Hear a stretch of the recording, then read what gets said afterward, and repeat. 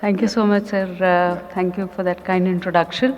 I would be talking to you about biosynthetic cornea, and Sayan has so nicely explained almost everything and has done a huge amount of work in it. For us, it becomes important because corneal blindness is the commonest cause of blindness in our country, especially in 0 to 50 years age group. And I'll be talking to you about the cornea, which we have used intrastromally as well as for anterior lamellar keratoplasties, mostly in corneal ectasias. Of course, the requirement is so huge that we are not able to bridge the gap, and even post-COVID era, we have not reached where we should be in terms of the requirement of cornea.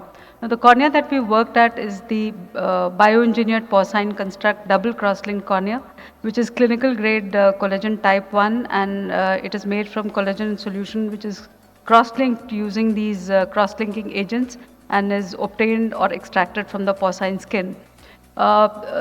These are these are available in 12 millimeters diameter, and thickness varies from 100 to 500 microns. The shelf life when in bottle is 2 years. We have now close to more than 6 years follow-up of using these biosynthetic corneas. They have gone through all the quality checks such as optical and mechanical properties of the scaffolds, all the tests which are required to check the quality, including the in vivo biocompatibility, the in vivo evaluation of the biosynthetic cornea, as well as the ex vivo analysis in the animal model, animal keratoconic model. And because it is obtained from the porcine cornea, this slightly modified biosynthetic cornea, if you compare the two, the fibrils are a little thicker as compared to the porcine cornea. And again, if you look at the histopathology, the biosynthetic cornea that we've used, this appears to be acellular, unlike autograft, which has cells in it. And this is, of course, how it compares with the native porcine cornea. So just to show some of the examples, this is a case of keratoconus where the femtosecond laser is being used to create a pocket. This pocket is then opened up, and subsequently the biosynthetic cornea, which looks pretty much like the soft contact lens, is folded, is tryphinated, complementary to the pocket that you've created, is folded just like you used to fold the intraocular lenses in the olden times, and is then placed intrastromally inside, is unfolded and is tucked inside the pocket, followed by a bandage contact lens application. So this is how it looks on the post-operative day 1. There is some amount of corneal edema. The biosynthetic cornea is sandwiched intrastromally, but this does disappear over a period of time. Now this is the second case of keratoconus with pellucid marginal degeneration, and if you try to do any procedure in these cases of PMD, the suturing can get really tough, especially if you are doing tuck-in lamellar keratoplasty. So in this case, again, the pocket is made, and all you need to have is a residual bed of 120 microns plus, and this pocket can go right up to the periphery. And after creating this pocket, the pocket is subsequently opened up, as is being opened up here. This patient also had a cataract, and the cataract was dealt at a later date.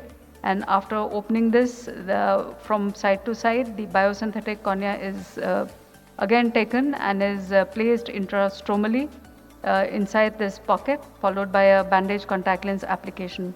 And 3 months down the line, the cataract surgery was also done, and there was no problem in doing the cataract surgery in these cases because the cornea is quite clear, and only thing that you can possibly see is a rim which is present all around, and the foldable intraocular lens was implanted.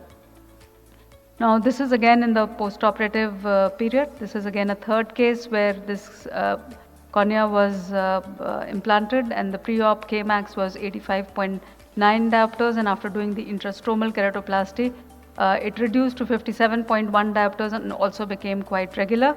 All these folds were there in the immediate post-op period, which disappear over a period of time. So this is the pre and the post-op picture. The corneal thickness also increases in these cases. This is our longest follow-up. So all that you see is a rim like this. This is 6 years down the line, and this is the only thing. Otherwise, it remains quite clear.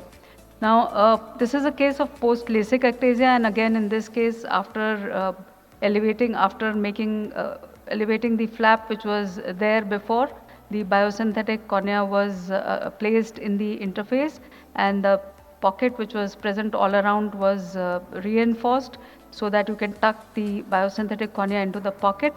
And notice that this bed is so thin, which can be seen here. Residual bed thickness is really less here, and that is why probably the ectasia also occurred.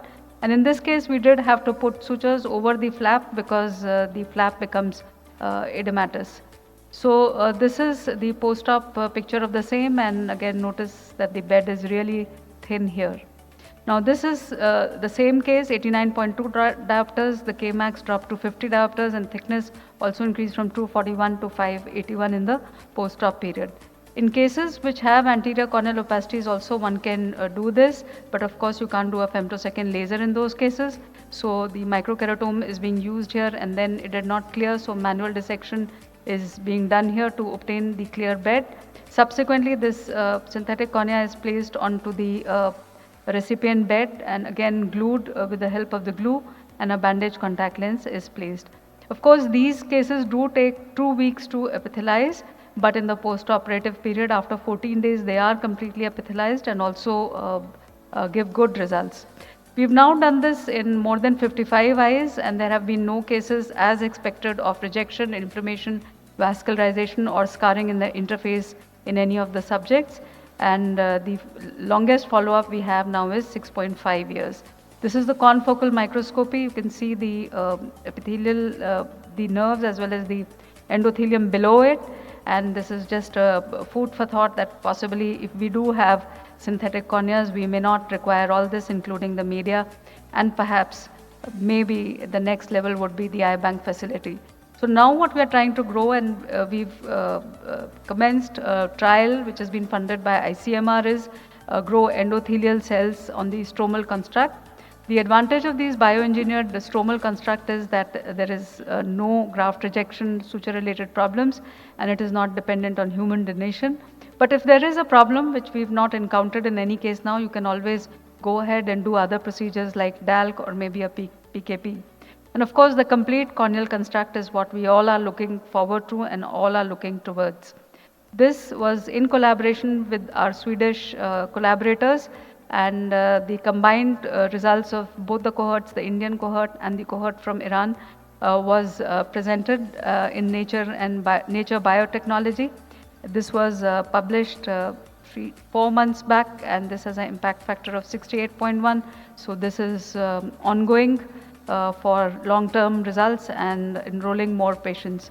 So to conclude, I think the bioengineered corneas are here to stay, and they should be feasible, safe and simple technique for at least the anterior lamellar keratoplasty and corneal ectasias.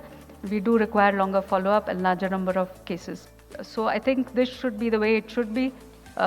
Just like you open a pack and you take out the intraocular lens, we should be taking out the bioengineered corneas or the biosynthetic corneas from the bottles and using them directly rather than waiting for human donation.